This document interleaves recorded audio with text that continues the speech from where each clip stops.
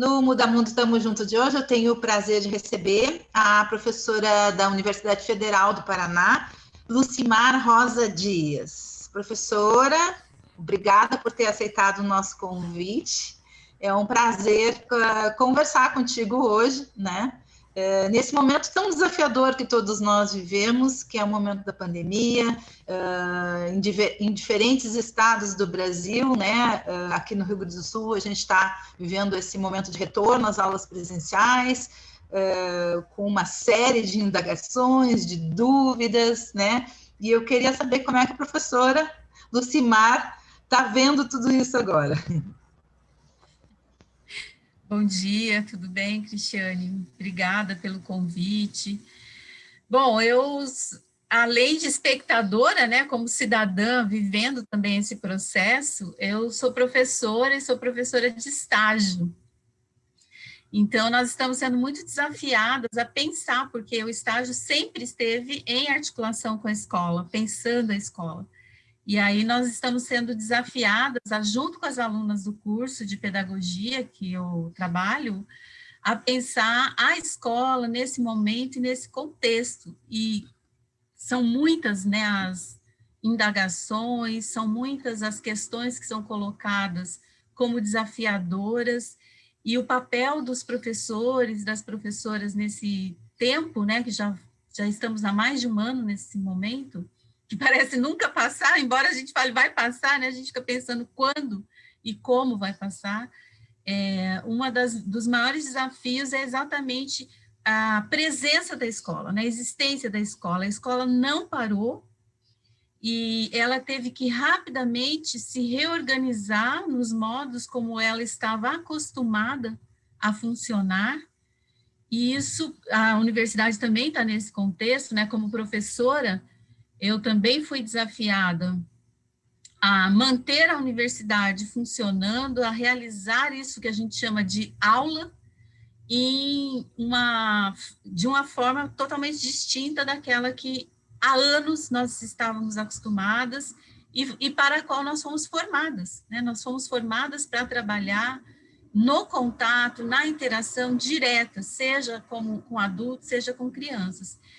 Então, eu acho que o maior, embora a gente tenha saudado, né, muito e com justiça a ação do grupo da área de saúde, médicos e enfermeiras, professores e professoras tiveram também um desafio gigantesco e estão tentando dar conta desse desafio, né, sem saber exatamente se é a melhor resposta, mas não estão parados, esperando que alguém diga qual é a melhor resposta. Estão construindo essa resposta no dia a dia, nas reflexões, nos desafios que estão sendo colocados.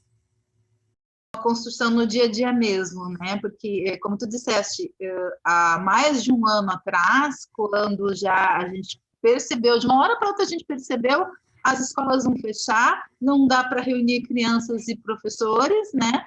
E muito rapidamente, sempre nessa expectativa aí do vai passar, né, Lucimar, que a gente achava que ia passar em 15 dias, a gente achava que ia passar em um mês, sempre nessa expectativa, o professor realmente não parou e se reinventou, e alguns casos, assim, com extremo desafio, né, de se apropriar de tecnologias, com crianças e mesmo adultos que não têm acesso à internet, mas a escola, a universidade está lá, né, dando aula, tentando estabelecer um vínculo.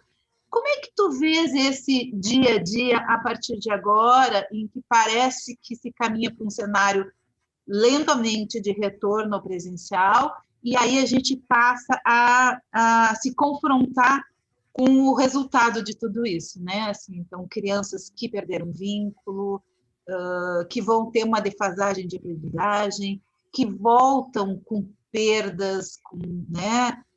Com prejuízos emocionais assim bem importantes. Como é que a professora Lucimar, eu sei que é uma pergunta complexa, né? Mas como é que tu imagina esse dia a dia com essa lenta mudança de cenário, né? Em que a gente tem talvez, né? Eu não sei se eu sou otimista, mas talvez a perspectiva de um retorno agora, assim, espero, né, que se acelere a vacinação e tudo, mais claro, assim, presencial.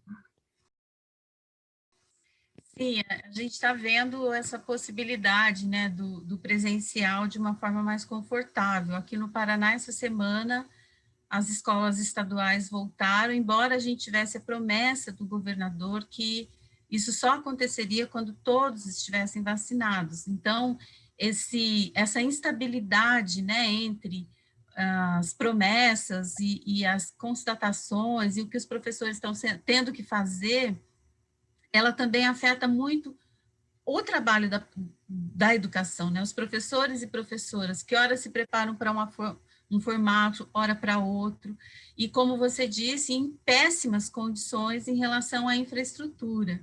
A gente tem falado bastante sobre os alunos e alunas que não têm acesso, mas todos sabemos que professores e professoras não são os profissionais mais bem pagos deste país. E a escola só não parou porque professores e professoras tiraram do seu salário o funcionamento da escola. Eu não tive notícias de estados que financiaram internet, equipamentos para professores, né? E esses professores se mantiveram em contato com esses alunos via WhatsApp, mandando recado, depois, a partir de algumas plataformas que foram contratadas pelos sistemas de educação, mas, de todo modo, esse vínculo, né, essa permanência, esse contato com os alunos, ele foi feito, sobretudo, por esse desafio, por esse compromisso que quem assume ser professor, ser professora, se engaja, né?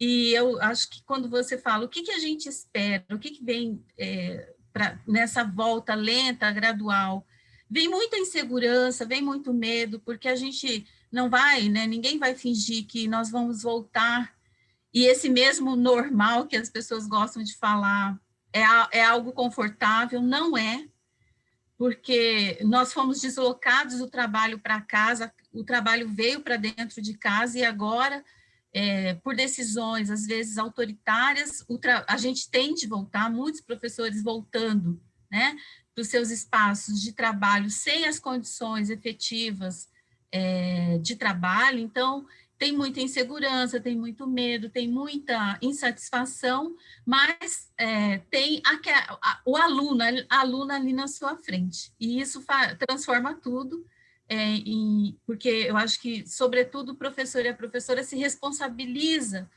por aquele sujeito que está ali presente, né? Isso é o que faz a educação se manter nesse momento e vai, na minha perspectiva, é o que faz com que ela vai dê continuidade a esse compromisso de aprender e de receber essa criança, esse adulto, da forma mais confortável possível. Então, essa recepção dos alunos é dizer para eles, olha, aqui é o seu lugar, que bom que você chegou, né? Nós estamos aqui também junto com você para enfrentar o desafio que vai ser reacostumar ao espaço da escola, porque o espaço da escola, por mais de um ano, para jovens, né? Para a gente, eu que sou uma pessoa mais velha, um ano parece não é tanto tempo assim, mas para uma criança de 4, 3, 6 anos, para um jovem, é uma eternidade, né? Que as formas de organização do trabalho pedagógico foram absolutamente alteradas.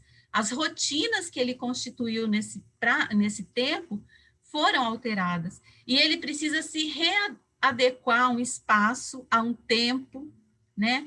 Que não é simples, não é fácil. Se antes já era difícil, porque a escola faz tempo que ela precisa se reinventar, deixar os alunos e alunas sentados por 4 horas, trocando professor, se a gente pensar no ensino fundamental, do sexto ao nono, de 50 em 50 minutos, ou as crianças, né, da educação infantil dos anos iniciais, sentadas por 4 horas, folheando livros, já não era uma educação que produzia sentidos e significados para as crianças. Isso vai na minha avaliação, isso vai se intensificar. Os professores e professoras serão desafiados a repensar como organizam o trabalho pedagógico.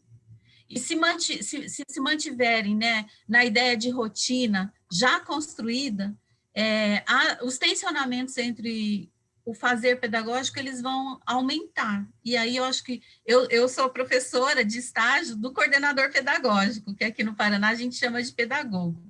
Então, eu acho que vai ser um trabalho gigantesco para os coordenadores e coordenadoras pedagógicos orientarem seus professores, discutirem, refletirem com seus professores sobre o que é educar, como é que a gente organiza um trabalho pedagógico, um espaço pedagógico que acolha esse aluno e essa aluna, no sentido de reconhecer que nós tivemos um momento de extrema excepcionalidade e que esse momento alterou as nossas vidas e, ao alterar as nossas vidas, alterou também o que é fazer educação. Repensar a organização do trabalho pedagógico me parece fundamental, porque senão os tensionamentos que nós vamos ter no ambiente da escola, eles serão maiores do que já eram.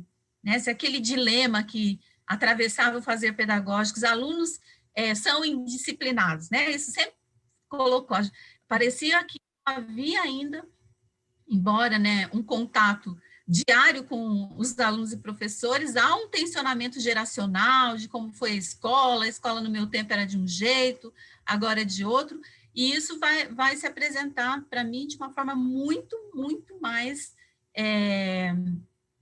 vai ser muito mais presente esse tensionamento, e aí nós precisamos nos preparar, né? Ler, estudar, repensar Paulo Freire, quando ele fala dessa escola que não aprende, né? Que ninguém aprende sozinho, então professores e professoras também precisam aprender o que é refazer essa escola pós-pandemia. Nesse sentido, Lucimar, isso pode ser uma grande oportunidade de finalmente a gente se aproximar daquela escola com a qual a gente sonha no discurso, mas que está muito distante da prática, né? Como tu disseste, a gente vive ainda uma escola do século XIX, né? Essa escola de todo mundo sentadinho, o professor é que ensina, né? A questão da disciplina.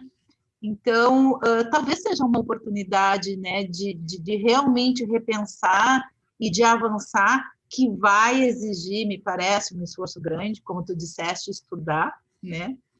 Estudar Paulo Freire, né? No ano centenário do Paulo Freire, né? Mais do que nunca, ele está super atual. Então, é arregaçar as mangas, ler, estudar, e junto com isso, Lucimar, talvez temas como este ano e ano passado, como práticas antirracistas, a questão da diversidade, eu trago muito isso nas conversas aqui do Muda Mundo, estamos juntos, porque eu entendo que seja um tema fundamental, e é um tema para o qual nem todo o professor tem a formação, né? A gente foi criado numa escola racista, a gente vive numa sociedade racista, e daqui a pouco a gente quer um professor não racista, né? Como é que tu acha que esse momento vai acontecer? É essa oportunidade?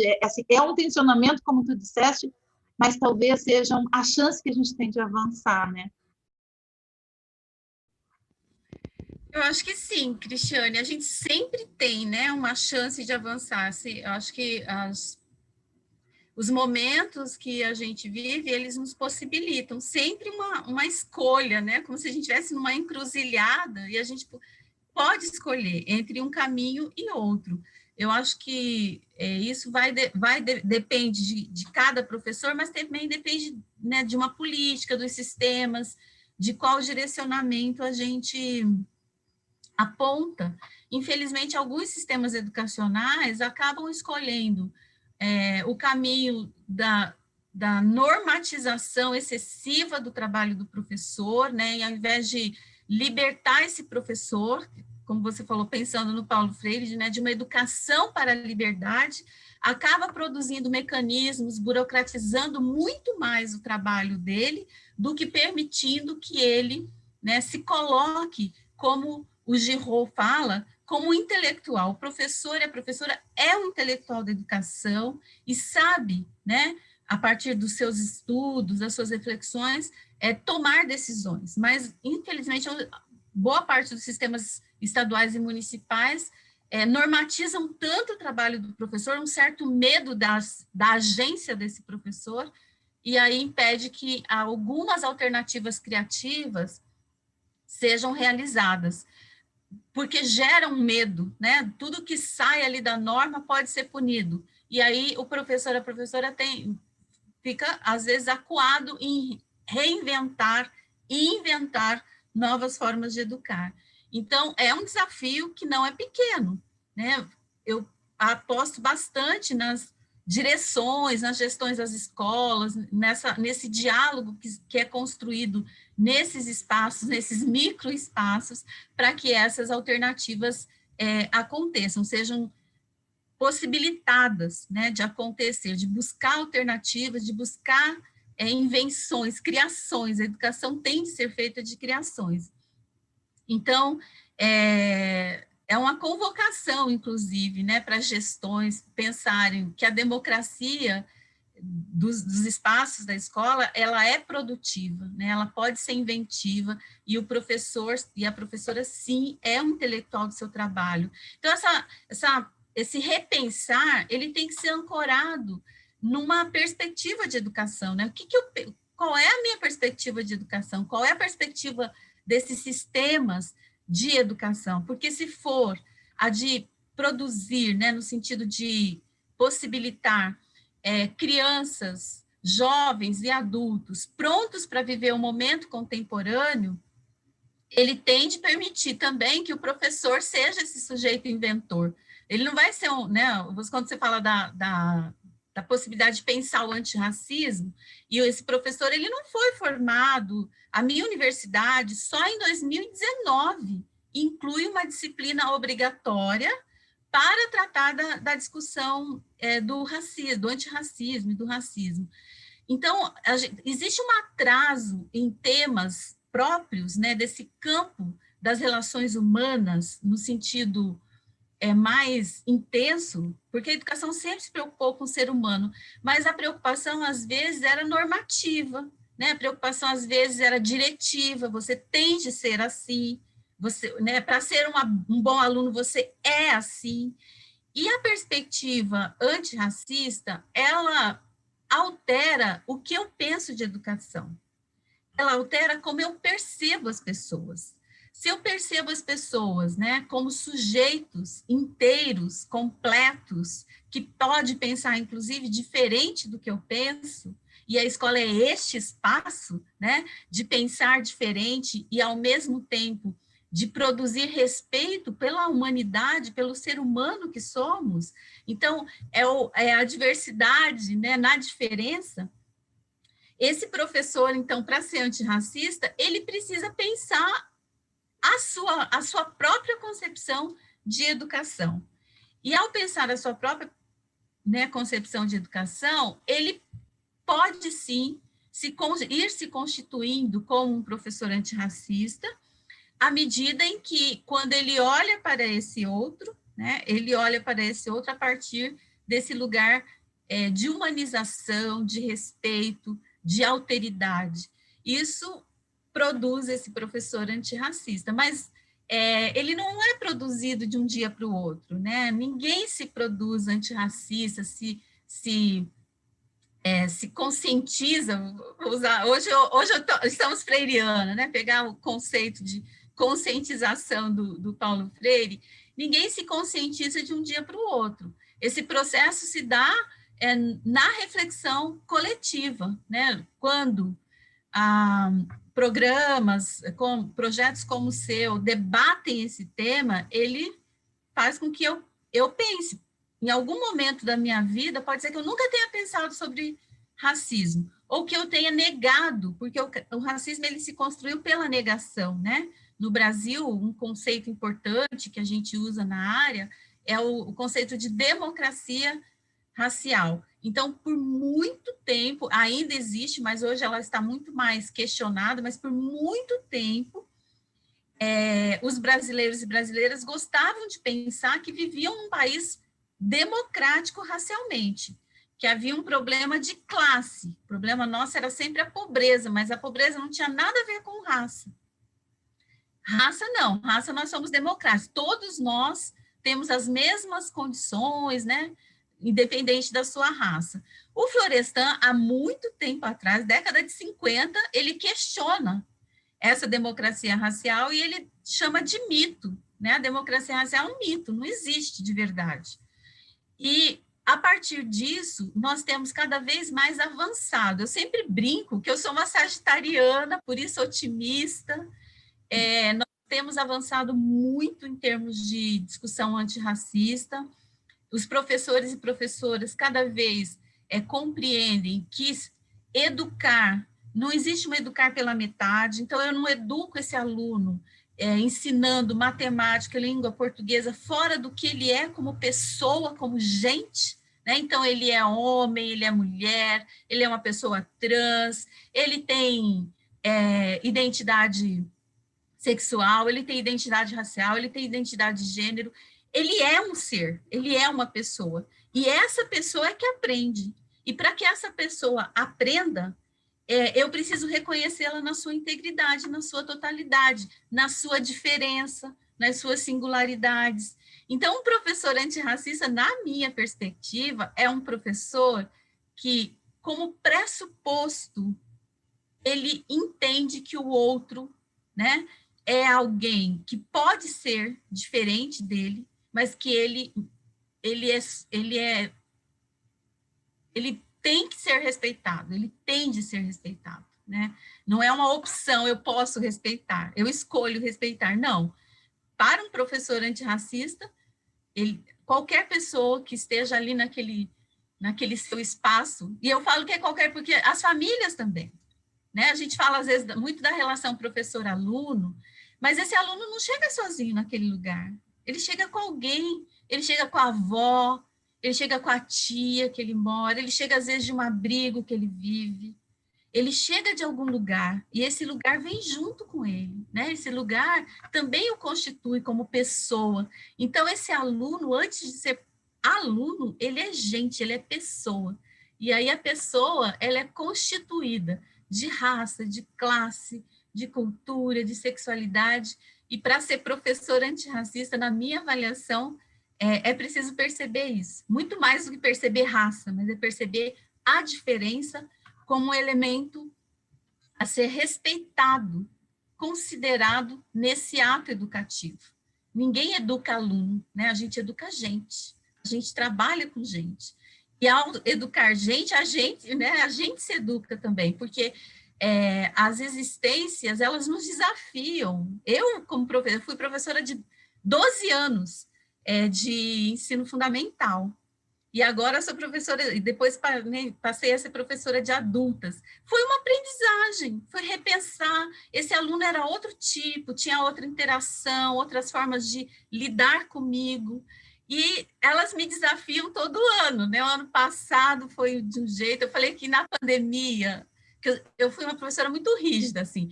Dia 10 era entrega de trabalho, olha, a justificativa para entregar dia 11 tinha que ser perfeita. A pandemia me ensinou a ser mais paciente com as minhas alunas, a olhar para elas, para além, né, desse lugar. Então, elas estavam dentro de casa, muitas mulheres com outros afazeres. E aí, né, a minha rigidez, olha, o dia 10 tinha que entregar. Ela se expandiu. Então, assim, eu dou aula há mais de 30 anos. E a cada ano eu aprendo coisa nova, eu aprendo como ser professora e como ser essa professora que eu quero. É uma professora que dá aula para a gente, que aprende com essa pessoa, né? Que ensina, mas também que aprende. E todo ano eu sou desafiada a me repensar, sabe, como professora? A rever o que eu faço, a olhar o quanto eu estou próxima ou distante dessa imagem, né, dessa professora que eu quero, que é uma professora, quero ser uma professora comprometida com o outro, uma professora que ensina a vida também, e é sempre desafiador, não é fácil, mas é gostoso. Eu não me vejo em outro lugar senão como professora. Que lindo, Lucimar, e também é um caminho, né, para a gente a sociedade costuma terceirizar muito para a escola a responsabilidade, né, sobre a educação, mas a própria Constituição brasileira diz que a educação é uma tarefa de todos nós, né? Então eu ousaria dizer que essa reflexão que o professor que se constitui um professor antirracista, ou seja, um professor cidadão, um professor inteiro, que vê, né, um ser humano, né, que vê gente, isso também serve para cada um de nós, né? Porque não é só, claro, a gente aposta muito, eu aposto muito na educação, tudo que eu puder fazer para associar a minha atividade profissional à possibilidade de contribuir com o trabalho do professor, né? Porque ele tem ali várias vidas em formação, né? Então é assim, muito potente, né, o papel do professor, mas cada um de nós, né, Lucimar, eu queria te pedir as considerações finais, porque teu trabalho é muito lindo, tuas reflexões são muito importantes, e eu acho que a gente tem que tocar no coração de cada um que está nos ouvindo, seja professor ou não, né? Porque essa tarefa de construir uma sociedade melhor começa todos os dias quando a gente acorda e quando a gente reflete sobre o papel da gente, sobre os privilégios da gente, sobre o que a gente está fazendo, né, com a nossa trajetória e com a nossa vida. Sim, é verdade. Cris, você me fez pensar, aconteceu um fato, acho que há uma semana ou duas, de uma escola privada publicar um outdoor com os aprovados em medicina e escreveu assim, não cotistas. E aí, a escola foi acionada por uma mãe que não era negra, uma escola privada, portanto, e questionando essa forma de fazer propaganda dessa escola, porque ela falou, vocês ao colocarem, né, aprovados e não eram cotistas, vocês estão reproduzindo um preconceito em relação aos cotistas, que é um direito, é uma política conquistada, e eu sou favorável a essa política. Essa atitude da mãe foi incrível, né? Não porque super mãe, não, é porque ela saiu desse lugar de conforto, tipo, não tem nada a ver comigo, quem, né, se sentiu, os cotistas é que se mobilizem, e ela foi lá e falou para a escola, isso não é a escola que eu quero. A escola que eu quero é uma escola para todas as pessoas, uma escola que respeita todas as pessoas. E eu achei essa atitude muito bonita, porque é isso, né? Nós queremos, todos nós, as pessoas falam, eu quero uma sociedade melhor, mas se essa sociedade não está melhor, eu tenho responsabilidade sobre isso, né? Eu preciso fazer para que essa sociedade seja melhor, porque a sociedade só existe na coletividade, não existe uma sociedade de uma única pessoa, nem de uma única família. Então, quando a gente não reproduz discurso de ódio, né, quando a gente não reitera o isolamento das pessoas, no sentido, né, não o isolamento social, a gente tem que reiterar, a exclusão das pessoas, a gente vai contribuindo. Então, eu acho que sim, é tarefa de todos e todas nós pensarmos qual é a contribuição e pensarmos também do ponto de vista político, coletivo, né? Eu preciso estar atenta às escolhas que eu faço, porque as escolhas que eu faço repercutem na minha vida e na vida dos outros. Então, eu não posso escolher, né, discursos de ódio se eu não quero ódio na sociedade. Eu não posso escolher quem representa a exclusão, quem concorda, né, que essa sociedade ela tem que existir para alguns e não para outros, que as legislações, as normas não devem ser respeitadas por todos, porque eu estou contribuindo para que essa sociedade seja excludente, né, seja pautada no ódio. Então, eu acho que a gente tem que pensar muito nisso, nas escolhas que fazemos, do ponto de vista político, e nas escolhas que fazemos no nosso dia a dia. Né, o Paulo Freire, para fechar, ele fala que todo ato educativo é político. Quando ele está falando isso, ele não está falando só do ato educativo na escola. Ele está falando né, eu quero ser respeitada, mas eu furo fila, eu quero ser respeitada, mas eu passo o sinal vermelho. Quer dizer, como é que eu estou educando o outro? A partir, né, das minhas atitudes, das minhas reflexões. Então, eu acho que é uma tarefa, sim, de todos nós repensarmos, e não existe perfeição, né? A gente se faz no dia a dia e a cada dia. Então, acho que é isso. Essa possibilidade bonita que a gente tem de se repensar, de se rever a cada dia. Simar, muito obrigada pelo teu tempo, né? Espero que a gente tenha outras oportunidades de conversar. Adorei conversar contigo, obrigada mesmo. Obrigada a você. Bom trabalho.